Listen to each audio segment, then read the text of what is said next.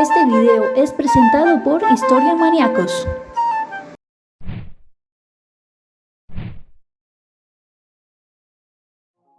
Hola amigos de Historia Maníacos, el día de hoy veremos el final del Imperio Asirio y por ende su supremacía sobre Babilonia. También veremos el establecimiento del Imperio Neobabilónico, el cual fue el último imperio con esplendor antes del final de la civilización babilónica. Así que empecemos. Vamos a continuar donde nos quedamos con la biografía del último gran rey neoasirio Ashurbanipal. Se cree que Ashurbanipal era el hijo de la consorte principal Esharrahamat. Se sabe que era al menos el cuarto hijo porque hay registros de 3 hermanos antes que él. El primero, el heredero, era Sin-nadin-apli, y habían otros 2 hijos antes que él, Shamash-shunkin, quien terminaría convirtiéndose en su rival, y Shamash-metu-uballit, quien no fue considerado para el trono porque se cree que tal vez tenía una salud delicada. Tenía al menos una hermana mayor, Serua-de-Tirat, con gran influencia en el gobierno, y varios hermanos menores. En el año 674 a.C. se sabe que Sin-nadin-apli, el primogénito, fallece. Asharhadón desea evitar una crisis de sucesión como le sucedió a él mismo, que heredó con gran dificultad, y pronto comenzó a hacer nuevos planes de sucesión. Quien llevaría la corona sería Ashurbanipal.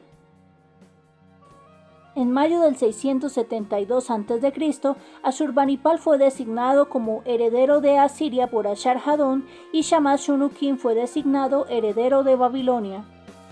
Los 2 príncipes llegaron a la capital de Nínive juntos y participaron en una celebración con representantes extranjeros, nobles y soldados asirios, en un tipo de herencia que podría resultar tanto inusual como novedosa. Durante décadas el rey de Asiria había sido simultáneamente también el rey de Babilonia. Es probable que Asharhadón quisiera evitar que se repitiera la experiencia que había vivido con su padre y sus hermanos, y dividió el reino de esta manera para tratar de evitar celos y rivalidades entre hermanos. Pero también existe otra hipótesis completamente válida de lo que pudo haber pasado.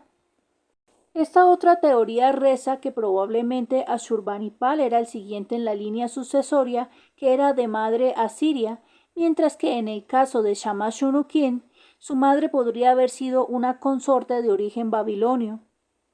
Es probable que Asharhadón considerara que esto mejoraría las relaciones con Babilonia al darles un rey de origen babilonio, y al mismo tiempo también evitaría alguna confrontación en el mismo reino asirio, quien no estaría de acuerdo con un príncipe de ascendencia babilonia.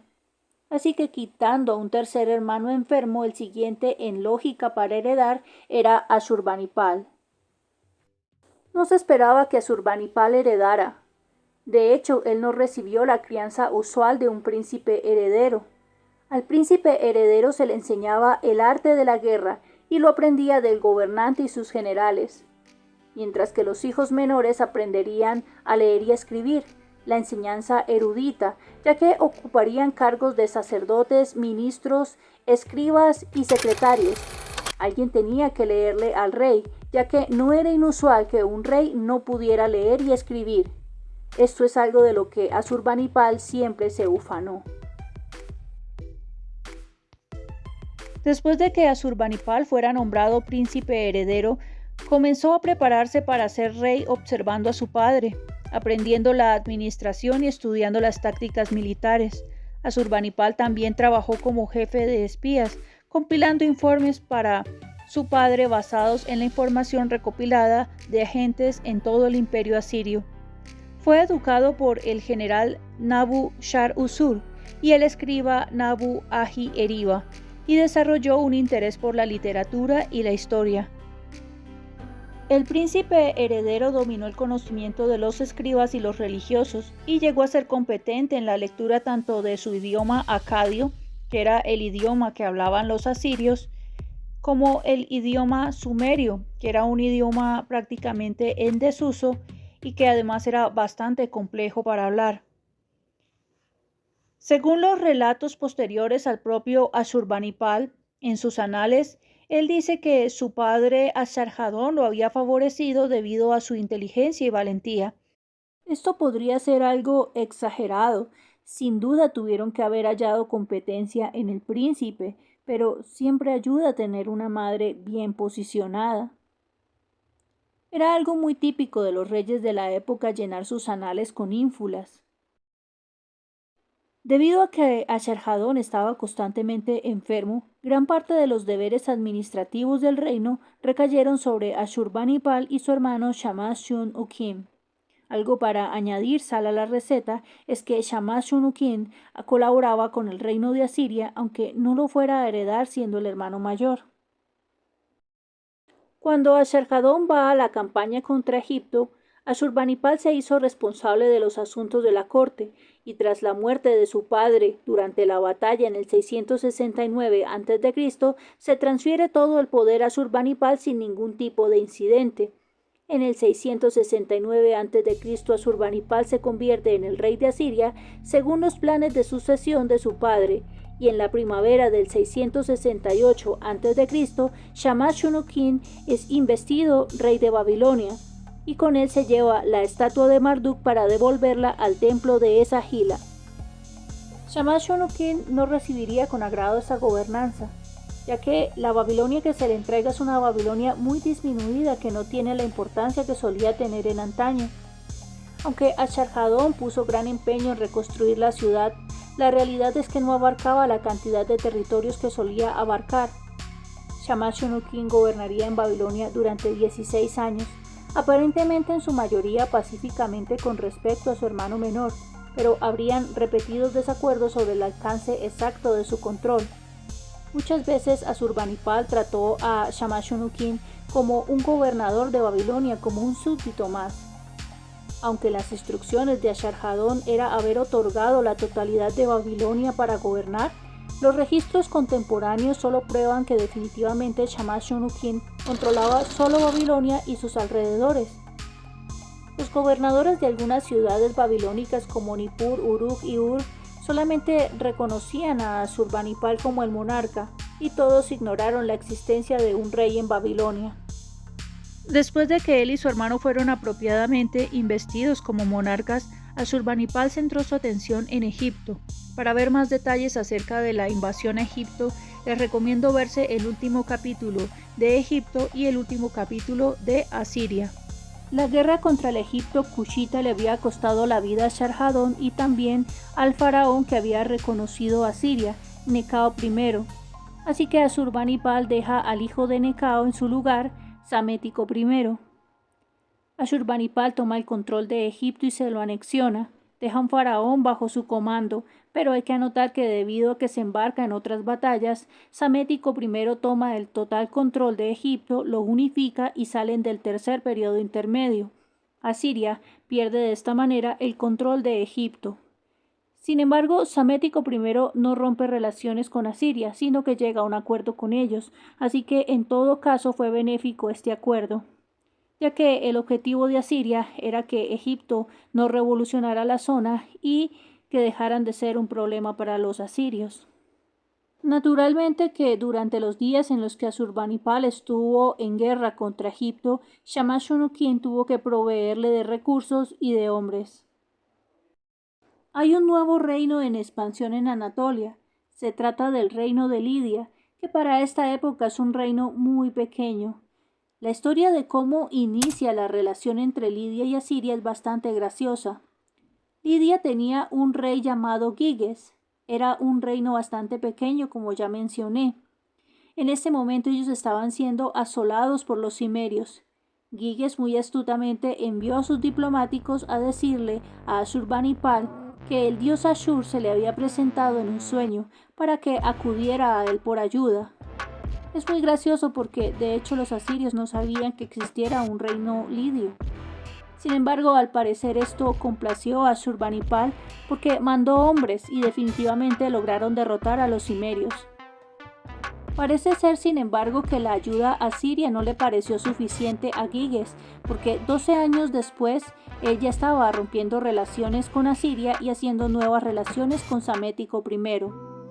Al enterarse de esto, Asurbanipal entró en cólera y lo maldijo. Lidia fue nuevamente invadida por sus enemigos en el 652 al 650 a.C. y hubo mucho regocijo por parte de Asiria. Más adelante hubo una alianza de persas, cimerios y medos que marcharon contra la capital de Nínive. Asurbanipal entonces convoca a los excitas para que les ayuden a expulsarlos y lo logran. Sin embargo, lo que ocurre es que como los excitas expulsan a los cimerios, entonces los cimerios vuelven a invadir a Lidia. Es por esto que Ardis, quien sucede a Giges en el 652, se acerca a Asurbanipal con estas palabras: «Maldijiste a mi padre y le sobrevino la mala suerte, pero bendíceme, tu humilde servidor, y llevaré tu yugo». Se desconoce si se llegó a alguna ayuda por parte de Asiria, pero Lidia sí fue liberada con éxito de los cimerios. No serían expulsados de Lidia por completo hasta el reinado del nieto de Ardis, Aliates. Finalmente, parece que Shamash-shum-ukin se cansó del gobierno de Asurbanipal en el 653 a.C. Las inscripciones de Babilonia sugieren que Asurbanipal había estado manejando los asuntos de Shamash-shum-ukin y esencialmente dictando sus decretos. Shamash-shum-ukin envió diplomáticos a Elam con la esperanza de utilizar su ejército para desestabilizar el gobierno de Asurbanipal. Asurbanipal parece no haber sido consciente de la participación de Shamash-shum-ukin, aunque derrotó con éxito a los elamitas en el 653 a.C. y devastó sus ciudades y país. La batalla final de esta campaña fue la batalla del río Ulai, que estuvo cerca de la capital elamita de Susa. Esta fue una victoria asiria decisiva, en parte debido a las deserciones del ejército elamita. El rey Teumán de Elam murió en la batalla, al igual que uno de sus vasallos. Esto ocurriría en la ciudad de Hidalu. Después de esto, Asurbanipal instaló 2 gobernantes sobre las ciudades de Susa, Hidalu y Mactu. Hacia los años 650 a.C., la hostilidad entre Shamash-shum-ukin y Asurbanipal habría sido evidente para sus vasallos. Una carta de Shakir, un cortesano de la corte de Shamash-shum-ukin, a Asurbanipal describía cómo unos visitantes del país del mar habían criticado públicamente a Asurbanipal frente a Shamash-shum-ukin, usando la frase «Esta no es la palabra de un rey». Shakir informó que aunque Shamash-shum-ukin estaba enojado, él y su gobernador de Babilonia, Ubaru, optaron por no tomar medidas contra los visitantes. Quizás los factores más importantes detrás de Shamash-shum-ukin fue su descontento con su posición en relación a la de su hermano. Shamash-shum-ukin estaba celoso. El resentimiento constante de Asiria en general por parte de los babilonios. También estaba la voluntad constante del gobernante de Elam de unirse a cualquiera que hiciera la guerra contra Asiria. Shamash-shum-ukin se rebeló contra Asurbanipal en el 652 a.C. Esta guerra civil duraría 3 años. Según las inscripciones de Asurbanipal, Shamash-shum-ukin tuvo mucho éxito en encontrar aliados contra los asirios. Asurbanipal identifica 3 grupos que ayudaron a su hermano. En primer lugar estaban los caldeos, arameos y otros pueblos de Babilonia, y luego estaban los elamitas, y por último los reyes Gutium, Amurru y Meluja. Es curioso porque estos 3 pueblos para este entonces ya no existían, así que eran una alusión a otros pueblos. En el caso de los Gutium y los Amurru puede que estuvieran hablando de los Medas, y en cuanto a Meluja podía estar hablando de Egipto, aunque a la final Egipto no participó de esta guerra. Según Asurbanipal, Shamash-shum-ukin había enviado sobornos a los elamitas y que había mentido a los babilonios indicando que él traería vergüenza sobre el nombre de los babilonios. Pero a pesar de la fuerza, la alianza aparentemente grande de los enemigos de Asiria, la situación de Shamash-shum-ukin parecía sombría hacia el 650 a.C. Las fuerzas de Asurbanipal sitiando Sipar, Borsippa, Kuta y la propia Babilonia. Los implicados en esta guerra tuvieron que soportar el hambre y las enfermedades propias de los campamentos militares durante el tiempo de asedio. El asedio duró 3 años, en los cuales Babilonia no podía ni recibir agua ni comida desde el exterior. La gente estaba famélica y llegaron al punto del canibalismo. Babilonia cae finalmente en el 648 a.C. Lo que Asharhadón había hecho para reconstruirla quedó nuevamente en cenizas, tal y como había sucedido durante los días de Sennacherib.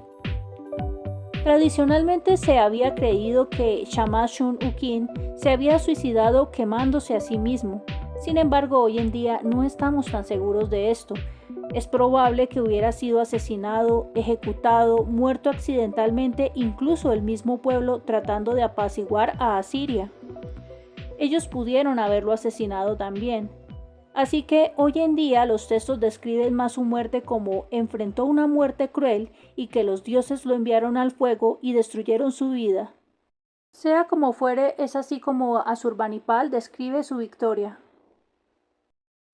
Inicia su discurso mencionando a los dioses principales del momento: Ashur, Sin, Shamash, Adad, Bel, Nabu, Ishtar de Nínive, la reina Kitimuri, Ishtar de Arbela, Urta, Nergal y Nushku, que marchan delante de mí matando a mis enemigos. Echan a Shamash-shum-ukin, mi hermano hostil, quien se convirtió en mi enemigo, en las llamas ardientes de un incendio que lo destruyó. Y en cuanto a las personas que tramaron estos planes para Shamash-shum-ukin, mi hermano hostil, e hicieron el mal, pero que temían la muerte y valoraban mucho sus vidas, no se arrojaron al fuego con Shamash-shum-ukin, su señor. Aquellos de ellos que huyeron ante la daga de hierro asesina, el hambre, la miseria y el fuego llameante, y encontraron un refugio, la red de los grandes dioses, mis señores, no puede ser eludida. Los derribó. Ninguno escapó, ni un pecador se escapó de mis manos, de aquellos que los dioses habían contado para mis manos. Los carros, carruajes, palanquines, sus concubinas, los bienes de su palacio me los trajeron. En cuanto a esos hombres y sus bocas vulgares, que pronunciaron vulgaridades contra Asur, mi Dios, y tramaron el mal contra mí, el príncipe que le teme, les corté la lengua y los derribé. El resto del pueblo vivo por los colosos, entre los cuales habían derribado a Sennacherib, el padre del padre que me engendró en ese tiempo, derribé a ese pueblo como ofrenda a su sombra. Sus cuerpos desmembrados di de comer a los perros, cerdos, lobos y águilas, a las aves del cielo y a los peces de las profundidades. Después de la derrota de Shamash-shum-ukin, Asurbanipal nombró a un nuevo gobernador de la ciudad, Kandalanu, posiblemente uno de sus hermanos menores.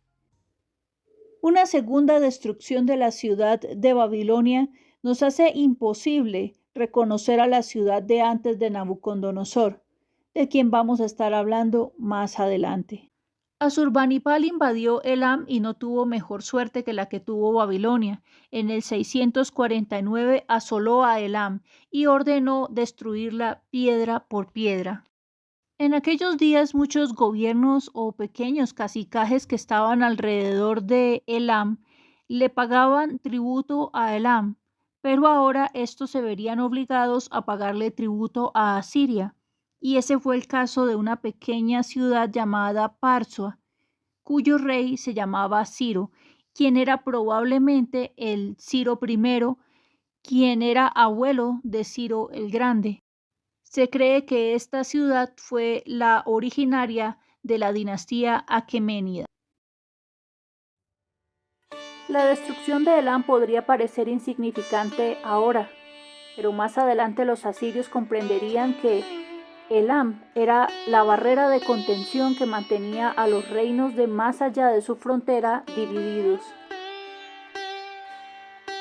Como erudito que era, Asurbanipal parecía particularmente interesado en registrar su historia. Incluso recopiló los textos más raros de Mesopotamia en su biblioteca por la que tenemos mucho conocimiento de las antiguas culturas en Mesopotamia. Sin embargo, a finales de su vida el registro es verdaderamente escaso.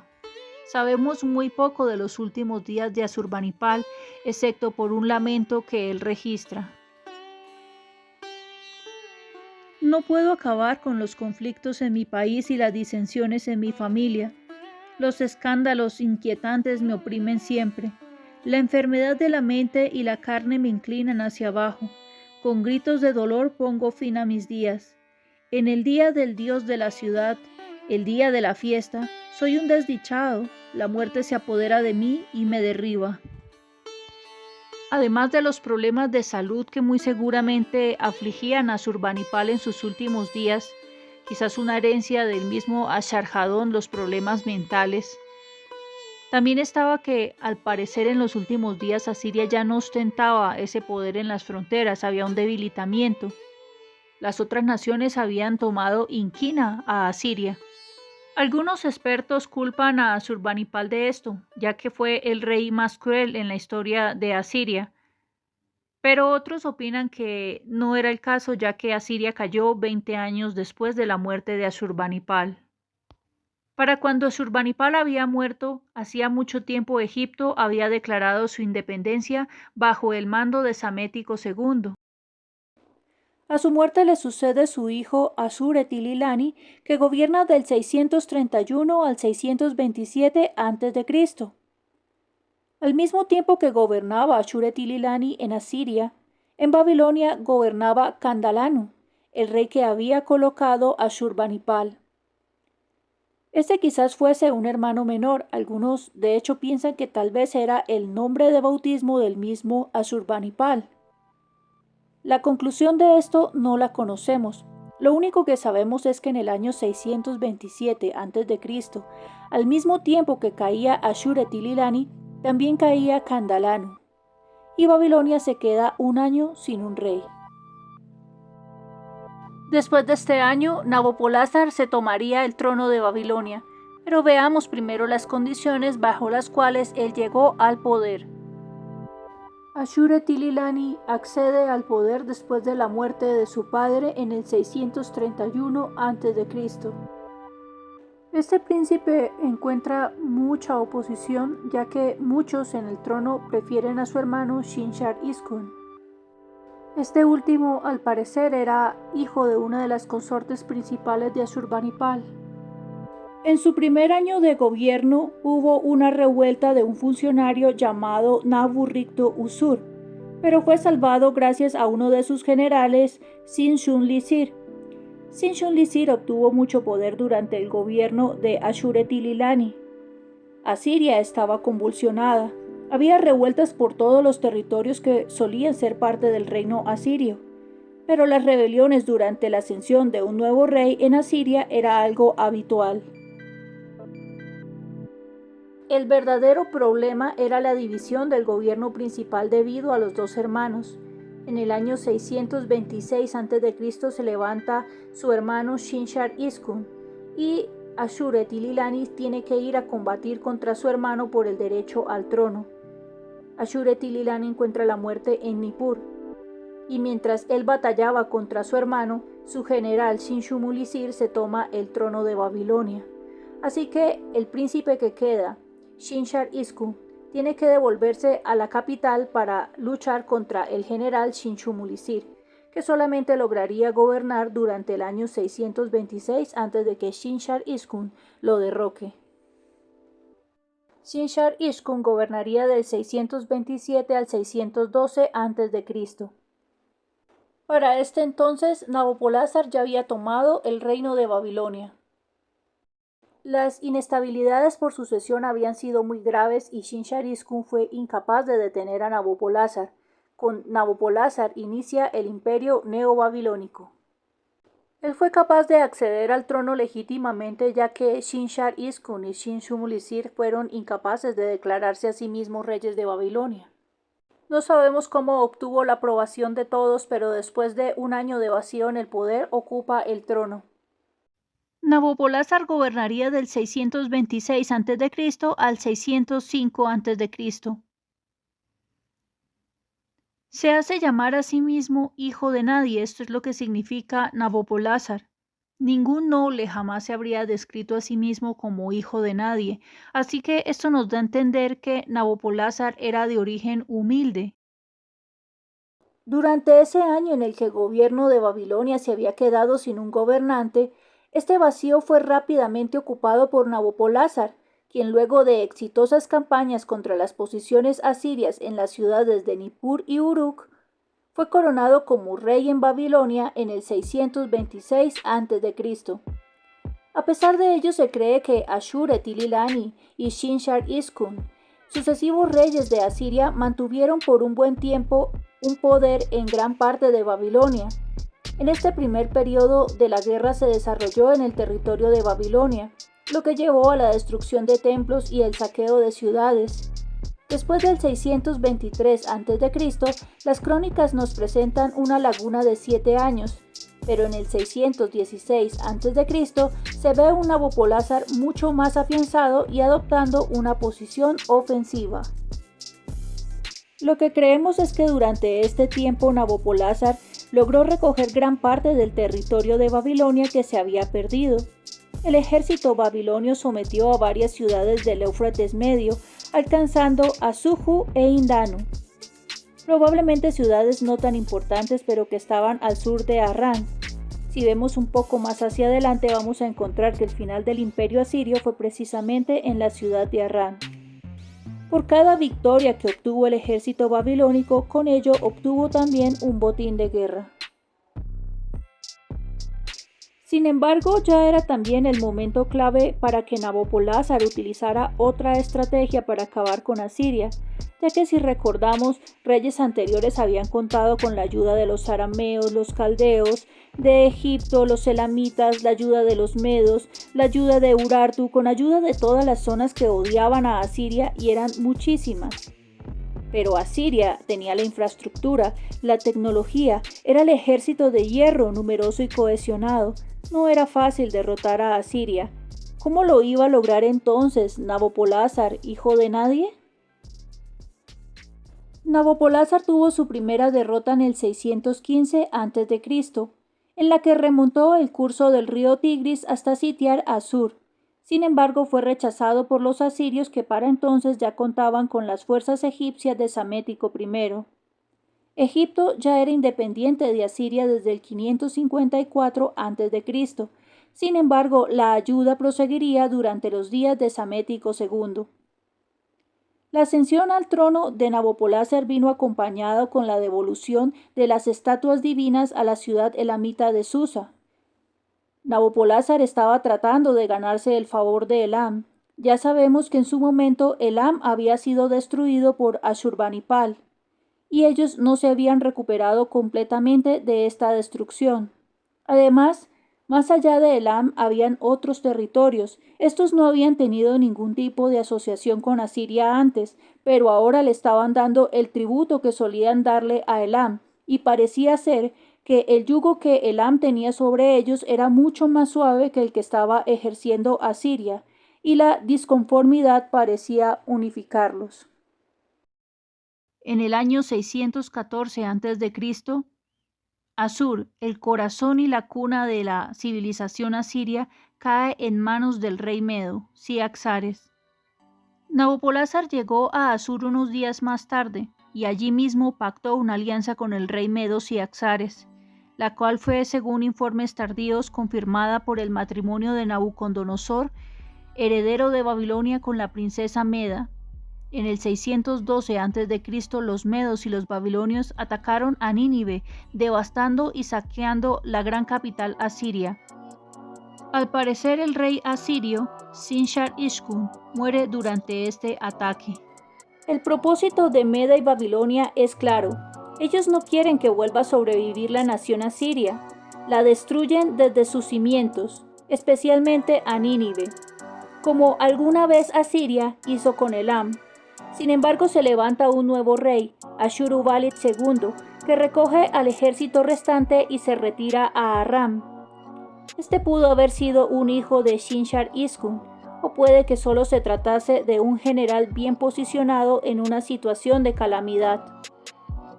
Egipto vería con mucha desconfianza la situación con Asiria, porque si bien es cierto que Asiria no era santo de su devoción, también era cierto que las relaciones entre los dos países estaban bien, estaban equilibradas, habían pactos que se estaban respetando, mientras que con Babilonia y Meda no había certeza de nada. Es por eso que Psamético I envía ayuda a Asiria.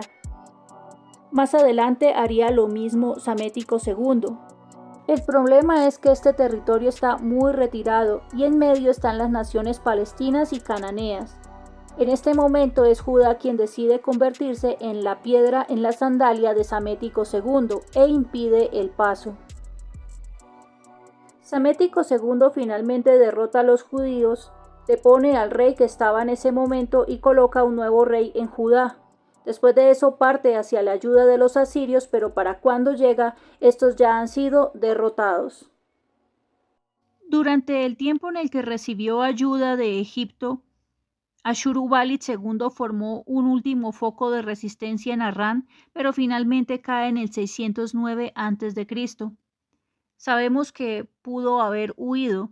De hecho, se cree que pudo haber huido a Urartu, ya que las campañas de Nabopolázar se concentraron en las fronteras de Urartu. Finalmente había llegado el tiempo en que Babilonia se hiciera cargo de Egipto, así que Nabopolázar manda a su hijo Nabucodonosor contra Egipto. Pero durante este viaje Nabopolázar se enferma, ya que probablemente estaba en una edad avanzada, y muere en el 15 o 16 de agosto del 605 a.C. Las campañas de Nabopolázar lograron el establecimiento de la hegemonía babilónica sobre los valles del Tigris y el Éufrates y sentaron la base para la futura expansión sobre Siria y el Levante. Asiria perdió su entidad política y sus grandes ciudades fueron saqueadas. No se sabe mucho sobre lo que sucedió en Asiria después de la conquista, aunque se cree que fue repartida entre los babilonios y los medos. También sabemos que Nabopolázar y Nabucodonosor aplicaron la misma estrategia siria de la deportación masiva. Nabucodonosor gobernaría del 605 al 562 a.C. y es por la Biblia el gobernante babilonio más conocido en la historia. Aunque los medos se cernían sobre la cabecera de Babilonia, eran poderosos y eran peligrosos, afortunadamente para Nabucodonosor su matrimonio con la princesa meda Amitis había traído paz a la región. Es probable que el objetivo de Nabucodonosor durante su gobierno fuera Egipto. Intentó invadir Egipto en el 601 a.C., pero tuvo inconvenientes con las naciones de intermedio. Esto incluye el área del Levante y Judea. A la final terminó capturando a Jerusalén en el 597 y se llevó al rey Jeconías a Babilonia. Finalmente, en el 587 al 586 a.C., Nabucodonosor destruye el templo de Jerusalén. Aunque no logra llegar hasta Egipto, sí logra someter a Tiro y con ello no solamente las ciudades de Levante, Judea, sino también las ciudades fenicias.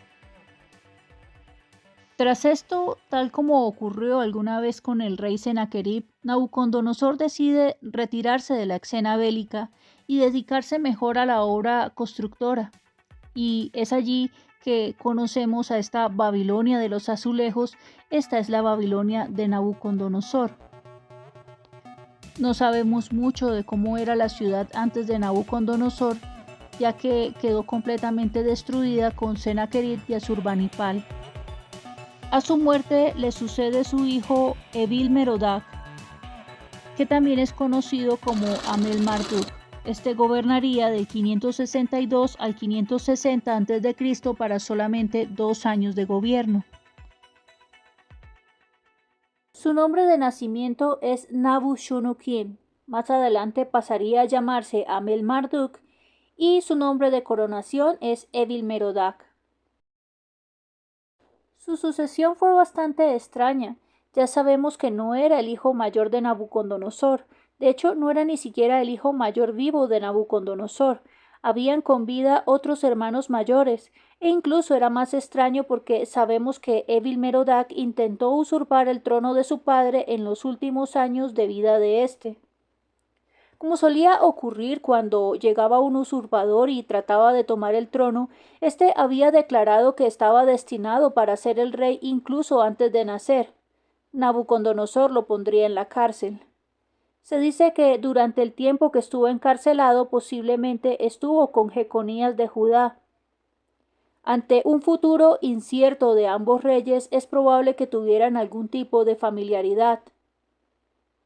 Es durante este tiempo que él pasa a llamarse Amel Marduk, quizás como agradecimiento al dios al que le había orado en el tiempo en el que estuvo en la cárcel. Por otra parte, Jeconías de Judá estuvo en la cárcel durante 37 años y Amel Marduk lo libera una vez que es declarado rey bajo el nombre de Evil Merodach. Durante su reinado no fue un rey muy querido por el pueblo. Había una propaganda circulando por todo el territorio y esta propaganda básicamente lo mostraba como un rey incompetente. Es probable que su cuñado fuera el causante de esta propaganda. En el año 560 su cuñado Neriglissar lo asesina y se toma el poder por sí mismo, pasa a ser el regente de Babilonia. Neriglissar gobernaría del año 560 al 556 a.C. para un total de 4 años de gobierno. Sabemos que era un general que participó en el asedio contra Jerusalén en el año 587 a.C. Se casó con la hija mayor de todos los hijos de Nabucodonosor, la princesa Nitocris. Sabemos que era extremadamente rico y pasó la mayor parte de su reinado en trabajos pacíficos como la restauración de palacios, muelles y canales, y tuvo algunas pequeñas campañas en Sicilia y en Lidia. Se cree que pudo haber muerto por la edad, ya que estaba en una edad avanzada en el momento en que tomó el trono.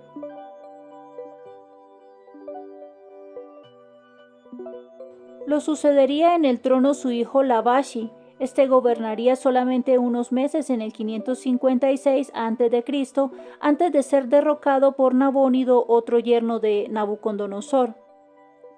Con respecto a Labashi, hay algunos documentos de un historiador veroso que lo describen como un niño que al parecer fue muy ostentoso con sus amigos y estos lo mataron a golpes. Pero estos textos parecen solamente llevar al error porque hay otros documentos donde se le describe como un joven adulto. Sea como fuere, también hay una teoría de que Labashi no era hijo de la princesa Nitocris, sino que era hijo de una de las esposas secundarias de Neriglissar. Quizás esto justificaba que Nabónido lo derrocara en complicidad probablemente de la princesa Nitocris. Nabónido gobernaría del 556 al 539 a.C. y es muy poco lo que sabemos acerca de su origen. No parece haber tenido importantes conexiones con la familia real, pero parece que accedió al trono gracias a su matrimonio con la viuda de Neriglissar, Nitocris. Parecía presentar una especial adoración al dios Sin. Al parecer, su madre era una sacerdotisa de este dios de nombre Adad-Adagupi. Esto al parecer no fue muy bien recibido dentro de los sacerdotes babilonios, que le presentaban una veneración especial como dios principal a Marduk. Era incluso más insólito que él se estuviera retirando constantemente al desierto de Taima para la adoración de este dios Sin, y que dejara en vilo el trono. En su ausencia, su hijo Belsasar era quien hacía las veces de rey, mientras él iba al desierto de Taima a adorar. Sería durante el gobierno de Nabónido que los persas se tomaron Babilonia, y así terminaría el imperio neobabilónico. Su hijo Belsasar nunca llegaría a recibir la corona. Pero vamos a ver un poco más qué fue lo que aconteció. Mientras Nabónido se encontraba en su adoración al dios Sin en el desierto de Taima, un muy importante evento estaba ocurriendo al otro lado de la frontera. Como ya habíamos visto anteriormente, algunos pueblos que estaban viviendo alrededor de Elam y algunos otros que habían llegado del exterior a este territorio se estaban conformando poco a poco en lo que es el pueblo persa, y ahora tenían un líder que además era aliado de los medas, mejor conocido como Ciro el Grande, rey de Ansham. En los días de Nabopolázar, estos pueblos fueron una ayuda para hacer fuerte a la coalición de los medas, pero ahora ellos mismos eran también una nación. Ciro el Grande, su rey, era un líder verdaderamente ambicioso. Él en este momento se estaba dirigiendo al pequeño reino de Lidia, que ya tenía cierta importancia, pero que todavía era pequeña y joven en comparación a los reinos que estaban a su alrededor. Uno de los puntos de ambición de este rey Ciro era definitivamente Egipto, y por ende los reinos que estaban en medio. Babilonia estaba en su mente. Ciro veía a una Persia que unificaba a todas las naciones bajo su corona. Los persas y los medas en este momento eran un equipo, y mientras esto ocurría, Nabónido se encontraba lejos de su propio reino. Una vez que Ciro el Grande conquista Lidia, esto atrae inmediatamente la atención de Nabónido. Él se retira rápidamente a Babilonia. En el 553 Nabónido se hizo seguro en el festival de Akitu de ese año. Él sospechaba, con mucha certeza, que Ciro iba a atacar Babilonia. Sin embargo, por desgracia para Nabónido, él no era un rey amado por el pueblo. Así que cuando Ciro llegó a Babilonia, esta ciudad se encontraba de puertas abiertas. Ocurrió así en otras ciudades. Por ejemplo, estaba la ciudad de Sipar. El representante de los gutis había sido enviado para conquistarla, y ésta se rindió sin presentar ningún tipo de resistencia, sin dar la batalla. De hecho, mientras en Babilonia era capturado Nabónido, seguía celebrándose el festival de Akitu sin ningún tipo de interrupción. Esto también ocurría porque estos territorios estaban tan acostumbrados a ser invadidos y dominados por una casa u otra que decidieron que sencillamente no merecía la pena ante una derrota aplastante formar una guerra. Era mejor sencillamente coronar rápidamente al nuevo rey y evitar la desestabilización. Así como Ciro el Grande era recibido el día de hoy, mañana Alejandro Magno sería recibido de la misma manera. Bueno, y con esto finalizamos con la dinastía neobabilónica, la última dinastía del imperio babilónico, la dinastía de Nabucodonosor, la dinastía de los azulejos y la puerta de Istar, que es la herencia que nos queda hoy en día de esta civilización. Ellos no caerían del todo, más adelante sería habitada tanto por los persas como por los griegos. Si te ha gustado este video, por favor darme like y suscríbete, activa la campanita para recibir las notificaciones de los siguientes videos. Déjame en tus comentarios, ¿cómo crees que sería el mundo si no hubieran terminado estas civilizaciones? ¿Cómo crees que sería tu vida si tú vivieras bajo un gobierno de estos? Nuestra próxima colección de videos va a ser Reconstruyendo la Historia. Vamos a ver desde el punto de vista de los artistas cómo eran las antiguas civilizaciones hasta nuestros días. Nos vemos hasta la próxima.